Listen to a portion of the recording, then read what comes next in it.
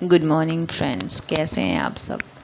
आज की कहानी है स्त्री का घर कौन सा है, दुख भरी कहानी। तुम्हें कितनी बार बताया है मैंने, तैयार होने से पहले मेरा नाश्ता तैयार हो जाना चाहिए। शादी के 25 साल बाद भी मुझे क्यों बार बार एक ही बात बतानी पड़ती है। लता, तुम्हें क्या कहा है?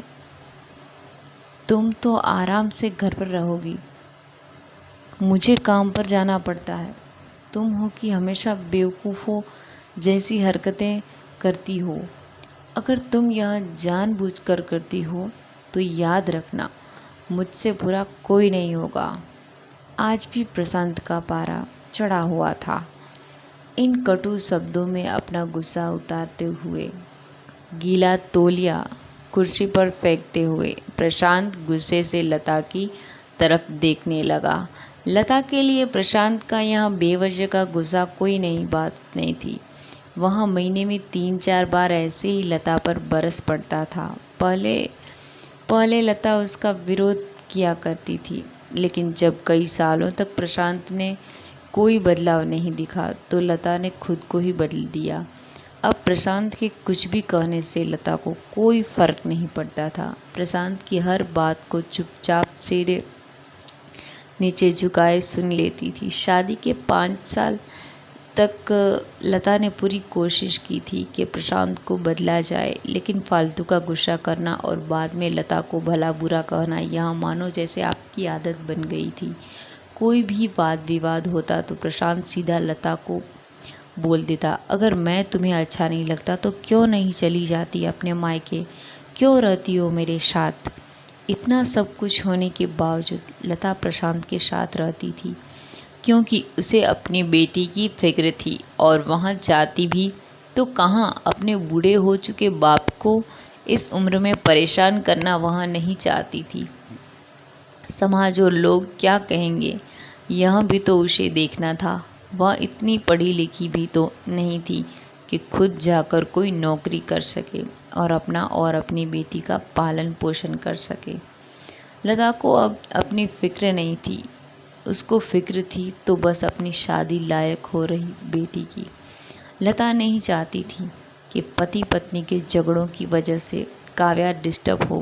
काव्या की पढ़ाई पूरी हो चुकी थी, उसके लिए अब शादी के रिश्ते आने लगे थे। कई रिश्तों को काव्या ठुकरा चुकी थी। 2-3 महीने बाद एक अच्छा रिश्ता आया। रिश्तेदारों और पहचान के लोगों ने भी लड़के के बहुत गुणगान किए थे। प्रशांत एक शाम अपनी बेटी के पास बैठकर उसे बताने लगा, काव्या बहुत अच्छा लड़का है, पढ़ा लिखा है, बड़ा घर है, बहुत ही अच्छी नौकरी है। ऐसे रिश्ते बार बार नहीं आते बेटा, इस बार मना मत करना। काव्या अपने पिता के ज़्यादा बात नहीं करती थी, शायद डरती थी या शायद नफरत करती थी, लेकिन आज वो अपनी पूरी हिम्मत जुटाकर बोली, मुझे अपनी शादी नहीं करनी है पापा, मैं नौकरी करना चाहती हूँ, खुद अपने पैरों पर खड़ी होना चाहती हूँ। हाँ तो इसमें क्या बड़ी बात है, मैंने लड़के से बात की है, वह तुम्हें किसी बात के लिए नहीं रोकेगा। तुम शादी के बाद भी नौकरी कर सकती हो, वह तुम्हें नौकरी के लिए परमिशन दे देगा। प्रशांत बोला, मेरा नौकरी करना या ना करना उसकी परमिशन पर क्यों डिपेंड रहेगा पापा? काव्या ने पूछा। मैं कह रहा हूँ ना, तुम्हें किसी भी चीज़ की कमी नहीं होगी, वहाँ ऐसे रिश्ते बार बार नहीं आते, इसे ठुकरा मत, बहुत खुश रहोगी तुम वहाँ। प्रशांत बोला, पापा क्या मैं उतनी ही खुश रहूँगी जितनी मम्मी इस घर में खुश है? काव्या ने तंज कसते हुए कहा, आपके जैसा जीवन साथी नहीं चाहिए जो बिना बात के मुझ पर हमेशा चिल्लाए। मुझे कुछ भी अपनी पसंद का लेना हो तो 10 बार सोचना पड़े कि वह नाराज़ ना हो जाए। मेरी तबीयत कैसी भी हो उसे परवाह ना हो, रोटी थोड़ी सी मोटी बन जाए तो घर सर पर उठा ले, उसकी चेक बुक ना मिले तो भी मेरा ही दोष निकाले, और हर छोटी मोटी बात पर मुझे मायके जाने के लिए कहे। काव्या ने अपना दिल खाली करते हुए पापा से सब कह दिया। प्रशांत का गुस्सा 7वें आसमान पर था, लेकिन उसके मुंह से एक भी शब्द नहीं फूट रहा था। वो काव्या की बातें सुन रहा था। काव्या उतना ही भूलकर चुप नहीं हुई। आज पहली बार वह अपने पापा के सामने इतना कुछ बोल रही थी। पापा, अपने माँ के साथ हमेशा गलत व्यवहार किया है। आप अपने ऑफिस का गुस्सा भी सोचे समझे माँ पर उतार देते हैं। कभी इस बात की परवाह भी नहीं करते कि उन्हें कैसा लगता होगा। आपकी बातें सुनकर माँ ने अपना स्वाभिमान खो दिया। प्रशांत आज पहली बार अपने किए बर्तावों को महसूस कर पा रहा था। वो इतना ही बोल पाया, जो तुम्हारा मन है वो करो, मैं तो इतना बुरा हूँ ना। काव्या ने प्रशांत का हाथ पकड़ा और बोली, पापा, मुझे सिर्फ एक सवाल का जवाब दे दो। क्या आप चाहेंगे कि मेरा पति आपके जैसा हो? अगर आपका जवाब हाँ है तो कर दीजिए मेरा रिश्ता आज ही, और ना है तो मुझे आत्मनिर्भर बनने की दीजिए। प्रशांत कुछ भी ना बोल पाया और वहाँ से चुपचाप बाहर चला गया। आज उसे लता से सामने जाने से शर्म आ रही थी। चलते चलते उसकी आंखों से आंसू बह रहे थे। प्रशांत ने आज से अपने आप को बदलने का निश्चय किया।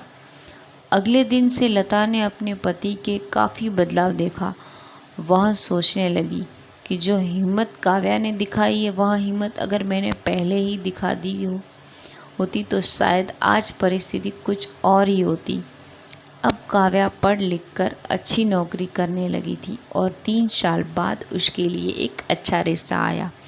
और उसकी विदाई पर प्रशांत बोला, बेटा तू हमेशा खुश रहेगी, क्योंकि तेरा पति तेरे बाप जैसा नहीं है।